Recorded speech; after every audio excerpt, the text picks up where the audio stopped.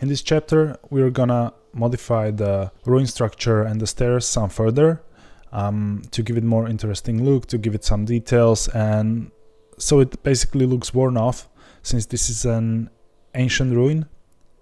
So yeah, and we'll use two techniques to do that. First of all, we need to define the overall shape, so we're gonna be moving some things around and slicing things, and then I'm gonna show you how to chip away from the rock or stone building.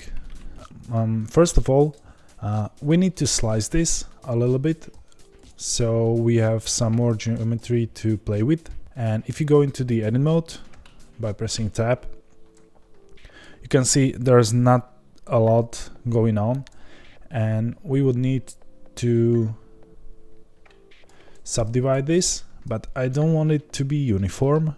So instead of subdividing or making a loop cut, I'm gonna use a new tool, and I want to show you how to do that.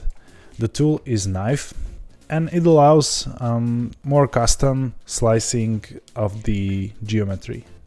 So let's go to the top view by pressing 7, and let's enable the wireframe view, hold Z and then go left. And now we can deselect the n-gon we have selected previously, and let's go to the knife tool, and you can of course find it here, and I think it's here, yeah, where the bisect is, but I want to use the shortcut since it's very easy shortcut. You just press the K, so let's do that right now. Let's press K, and you can see our cursor changed and we went to the knife mode. And if you go over the geometry, you can see it highlights the edges that you can start your cut on, and it snaps the cursor there.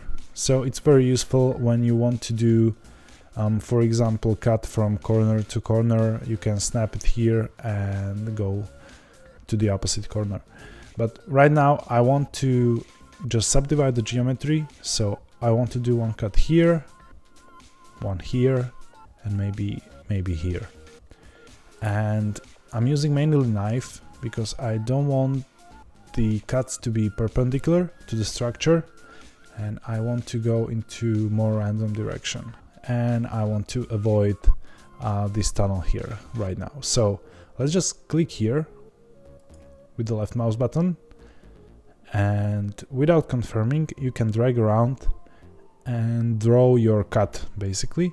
So let's do something like this over here, so we are not going over. Before confirming, I want to enable cut through, so let's press Z,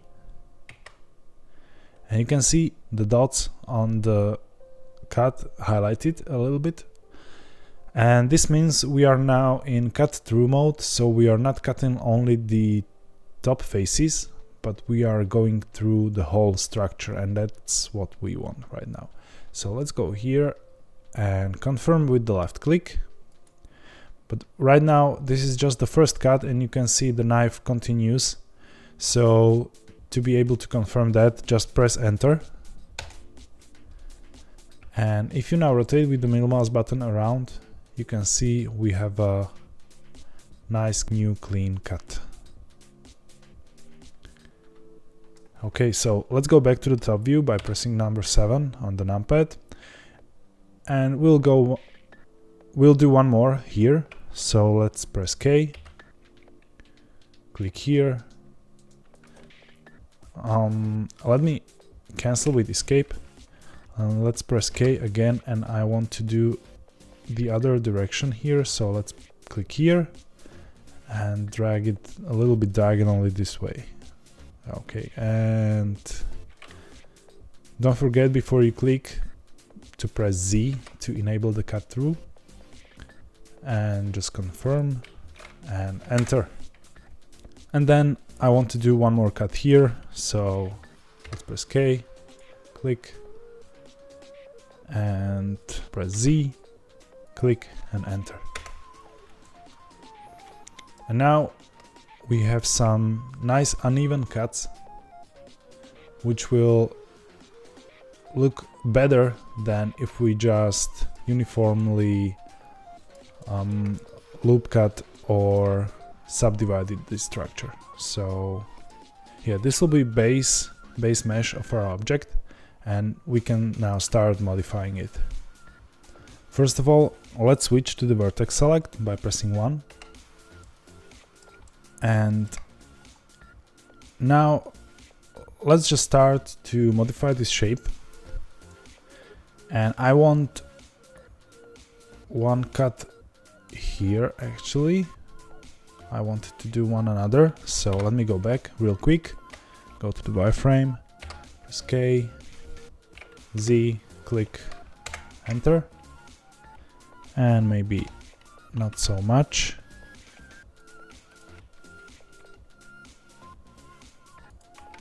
Okay. And now if we go to the solid view, and as you can see, I didn't care that the angle wasn't good for me. I just rotated it, and I didn't care for the distortions here because right now we are going to make these distortions. So let's click the vertex here, hold Control and click all over here, and we're gonna bring this down a little bit to make some kind of riverbed or something. So let's press G, Z, and then drag this down. And we can start to modify it even further. So just select this vertex, press G, and grab it a little bit here. You can use the double G, edge slide. So if you want to slide that vertex, you can press G twice and just slide it around to create more distortions. And let's select these two, and I'm adding to the selection by holding Shift. And let's press G, then Z, and bring this up a little bit. And we can click here, press G, Z, and bring this up a little bit. So now we are going more into the random mode. So we'll just be going around the object and do some changes to make this look more natural and a little bit less uniform. So let's make a loop cut here in the middle, because I really want to give it a more structure there also. So let's Control R, find the cut and left click, and we can move it a little bit up so it's not perfectly in the middle, and select this vertex. And by holding Control, as you know, you can further modify the selection, and Blender will automatically path find for you. So you can do a selection like this all around this one part of the structure, and press S to scale and bring it inside a little bit. Not too much, just a little, to give it that non-uniform look. And you can do that here also. So let's left click here and Control click here, and we can a little bit scale. We can scale this a little bit down, and yeah, maybe click here and then Control click all the way here, press S to scale, and scale this down too. Okay, now we can maybe select this, the same method, and bring it down a little bit, and maybe press G and Y to bring it a little bit inside. Now let's move some single vertices and let's make this interesting. So click this one here in the corner, press G and then Shift Z, and you know this from the other chapters, and let's bring it here, and we can select this one, and then again G and Shift Z and move it around.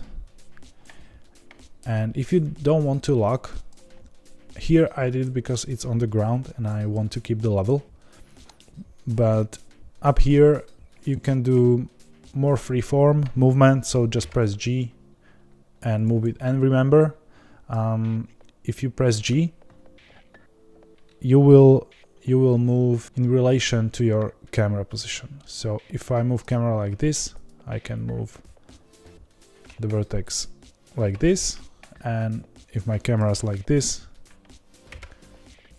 I can move it in these axes. So if you want to move it a little bit here in this direction, just set the camera and move it, no problem. Yeah, and this is the method we will use here. So just go around the structure. Yeah, let me click this and move it a little bit. This I want to lock on the axis, so Shift Z there, confirm with the left click. And just go around the structure and make some changes that look nice to you.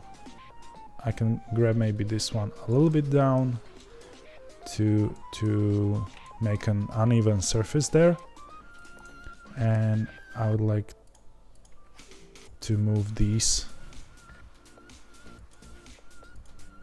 Yeah, maybe this one too. Okay.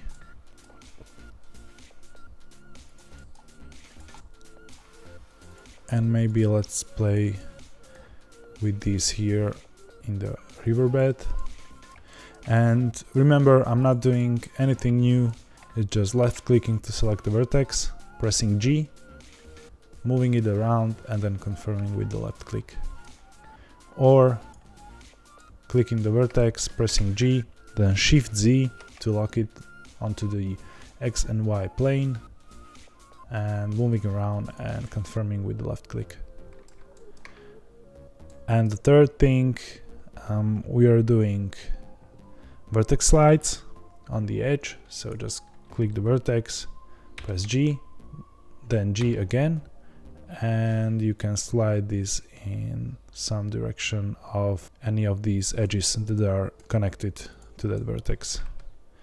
So yeah, we can maybe slide this.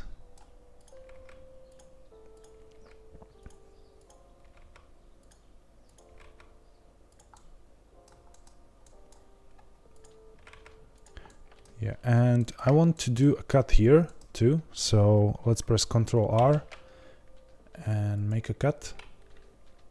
Let's bring it a little bit closer here to the tunnel. And let's move these on the X and Y a little bit. And this one too. So we make some interesting entrance there with a little bit of radius.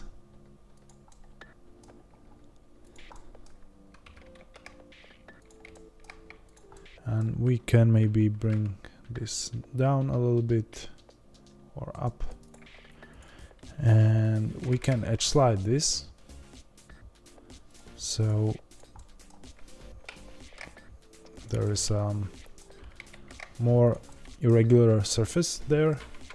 And if you tab out and look at it, there are these nice little uneven faces, and that's what we are aiming for here. And don't go too much over the top with the changes. Just do these very subtle and slight updates. And remember, you can always come back to this and make further modifications. So try not to overdo it. And when I'm hesitant about how far or how much I want to modify something or change some value, I always choose between the current value and the one that I think might be over the top and go right in the middle. So basically when I decide to move this vertex and I don't know if I want to go all over here, I don't go back, but I just dial it down a little bit. So that's a nice rule of thumb. And yeah, well, just try to be subtle and make some small changes.